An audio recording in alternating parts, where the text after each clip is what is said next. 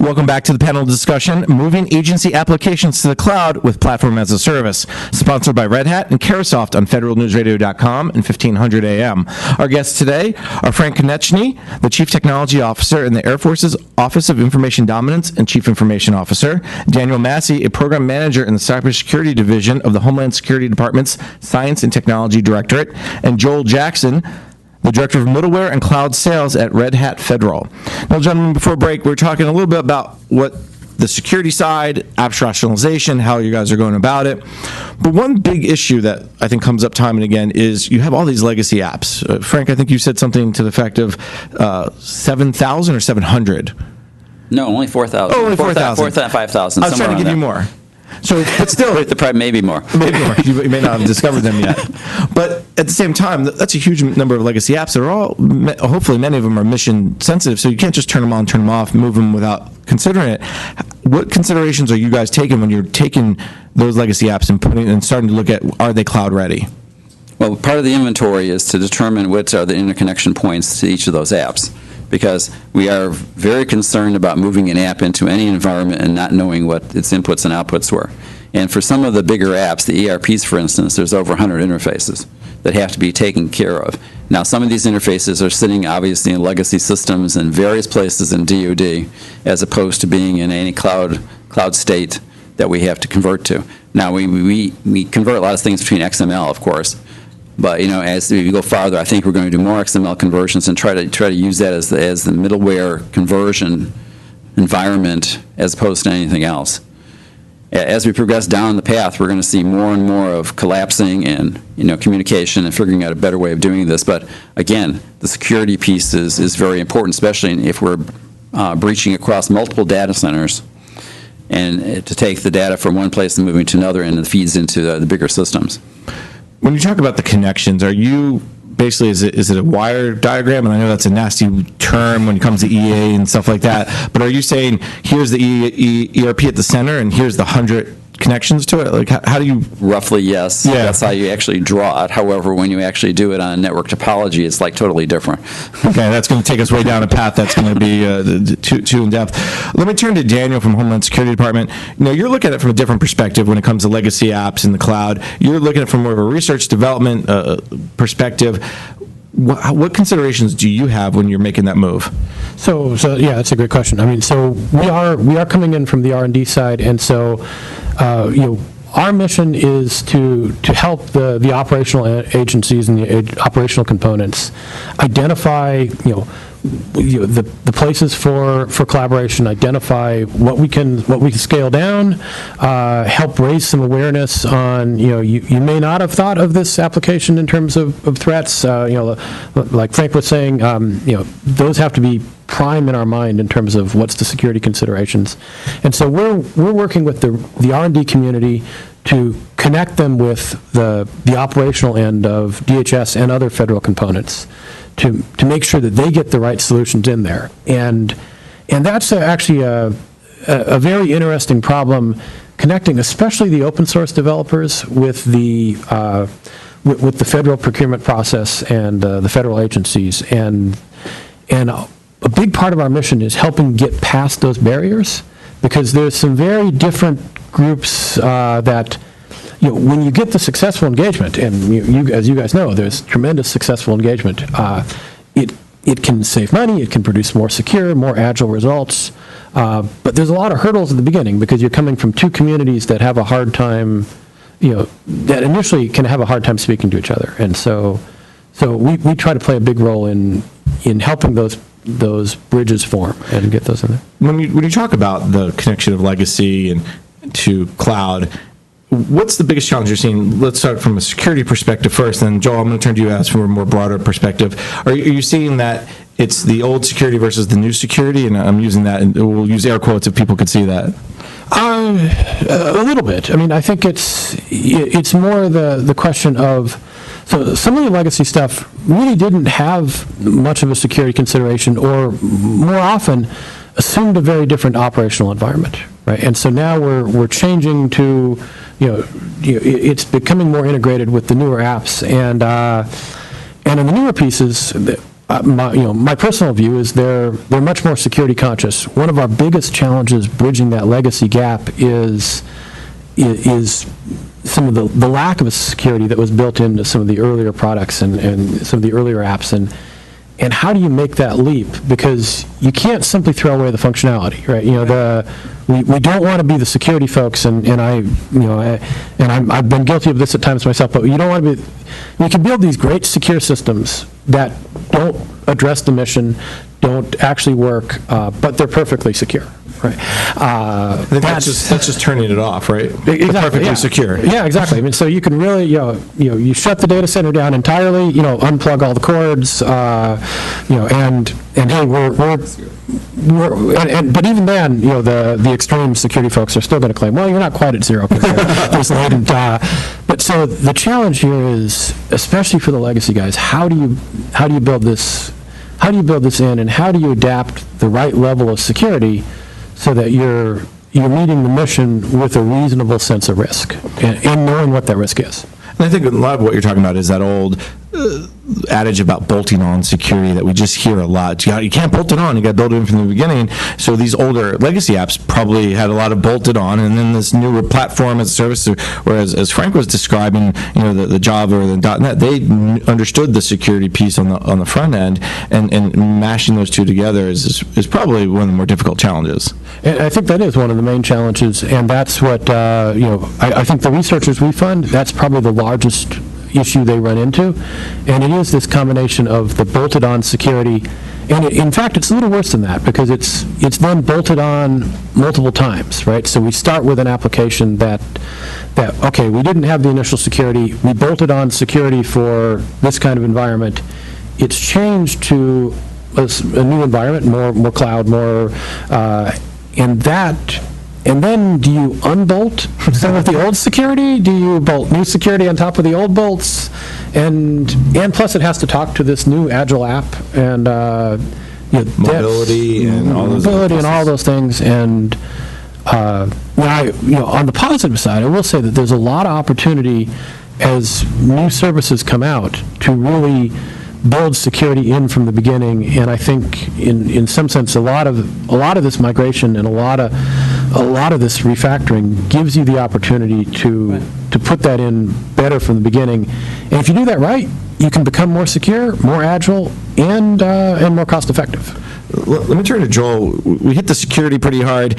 Let's step outside of security. I know it's very important, but what are some of the other challenges that you're seeing from your clients when it comes to moving those legacy apps to the cloud? And I know we talked a little bit about middleware. Yeah, and from the security aspect too, Daniel, I think you're hitting it right on the head there. And I think the DevOps, the combination of blending those groups, they were so separate before, right? Development, testing, QA, security. They all had their own silos, and security might have been here, involved at the very last minute. With the DevOps theme, you're seeing security involved from the beginning now, and I think that's a big fundamental change as you go to cloud application development. That's going to be a very good thing. And the other aspect from our point of view from Red Hat, Red Hat Enterprise Linux and JBoss are core technologies that have been around for over decades. I think RHEL's been Common Criteria certified 14 times. So those are those core technologies are still the foundation of our platform as a service and our cloud technology. So the security angle at the infrastructure layer should hopefully be the same as what you have been doing for the last 10 years, which is a trusted brand. Some of the issues from migrating to cloud, or yes, when you have a legacy app that you have functionality, as Daniel described, yep, or that you got to use, as Frank described, the ERPs, but you got to move it to the cloud. It's got to head in that direction. We know security is tough. What are some of the other challenges you're seeing? The rationalization is probably the biggest one. Is what do you turn off, and how do you turn that off at the right time and move that over? I think the largest one right now that we see is how do you where and how do you draw the line in the sand for new application development? And to do that, you need a shared infrastructure, whether it's a public cloud or a private cloud. We're helping customers build these open hybrid clouds where you can put a piece of infrastructure like a platform as a service, and that draws the line in the sand and allows you to do your new development. to date, that's been the largest issue for our customers. They keep moving that line to the right and to the right because they can't get that piece of shared infrastructure down so that their developers can go to that piece of shared infrastructure and just start developing. I would put that as the number one issue. Frank, you guys put a line in the sand. You said, here's the platforms, deal with it. Is that worked for you guys? Starting to work. Starting to work. That's better than not working. That's better than not working. We actually CCB'd it yesterday. So CCB. The 3 platforms yesterday, the 4 platforms all together yesterday. So it's finally in stone as it is. But we've been telling everybody that it's going to happen sooner than later, and the procurements are basically saying that we're going to provide you with the PaaS infrastructure for development, test, and production, as opposed to anything else, and then they have to work within that environment. So looking forward, just to get a sense, number one, define again CCB for me. Is it Common Criteria? Configuration Control Board. Say again? Configuration Control Board. Okay, good. Because, the acronyms in DoD can Yes. we can get buried underneath those. And the second thing, so once these are set up, once it's gone through the Configuration Control Board, is there governance on top of that now says if I'm in a Air Force base in Ohio and I come to you and say, I need this application for my business needs, you say, no, okay, here's the 3 platforms you can choose from? Yes. How's that governance? Well, the mission area integrators are the ones that are supposed to coordinate with the user community to determine what platform they should be using based on their initial needs and performance criteria.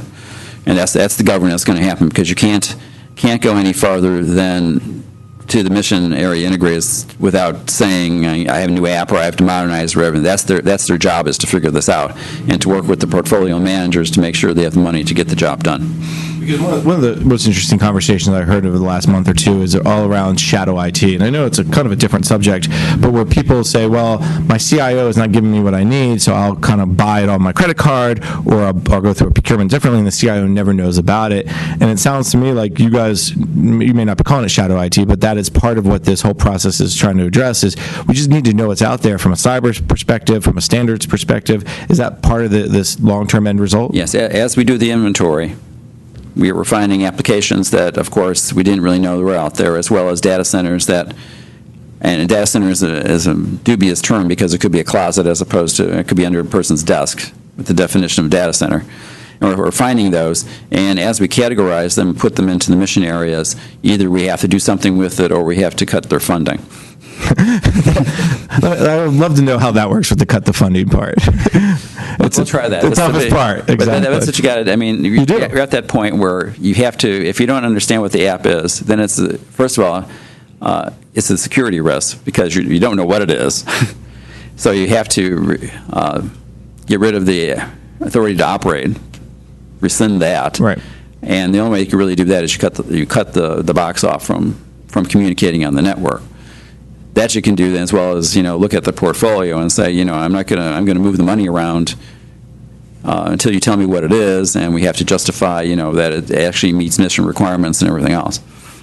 I think, Frank makes a good point around, cutting the money off, understand the security risks. Let me turn to Daniel for a second. When we talk about security risks, not knowing what's out there, the inventory plays a key role, and I think, as we talked about in the early part of the conversation, that's where you start.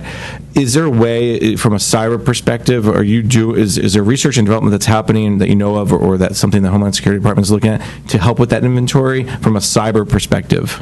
Absolutely. So the inventory is crucial, right? And it's a very non-trivial problem. So we do have some active work there. So we have a program called HOST, which is Homeland Open Security Technologies, and so part of the charter for HOST is actually to do some of these inventories, and you'll encounter some very big, important challenges there. So first, you need to find the software.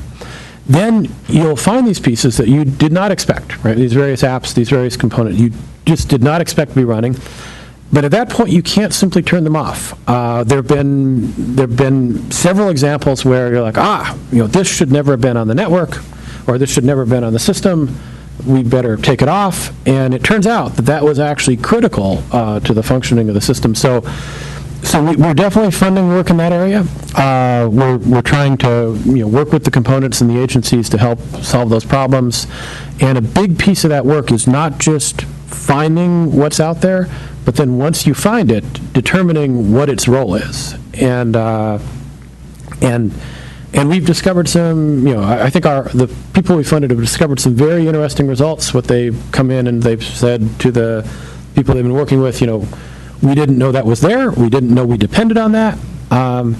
And of course, implicit in all that is the security story of you didn't know that was there, you didn't know you depended on that, you clearly didn't know what the security risk associated with that was, right? And Frank, you kind of laughed. When you guys did your inventory, what was the best software you found that you didn't know existed, so to speak?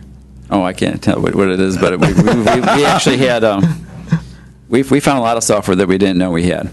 And it happens at the base levels more than anything else. That they write their own variations of apps and things that they need to actually do what they have to do at the base, and all of a sudden you find out I don't know where that came from, but they are dependent upon that app.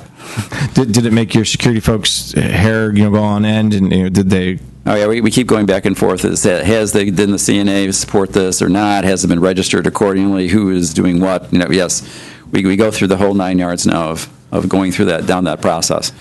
And I imagine it just makes everything that much more complicated as well. Obviously, all these apps know about. Joel, let me turn to you for a second. When Daniel talked about hosts, you seem to be familiar with that program. From your perspective, the inventory side, knowing what's out there and what the security posture is of those apps, but also more generally, as Frank was saying, the interconnections, is that something that, as you're working with your customers, that you have to walk them through, or do they get it? Well, I think exactly. I think you find these legacy capabilities and you want to retire them, but you find out that the data being used is still mission critical. What do you do? And I think that's one of the reasons enterprise middleware is always going to be a strategic component for these agencies, because in that case you'd use something probably like data virtualization to actually federate that old data and then get a whole enterprise view of that data and who's using it and how they're using it.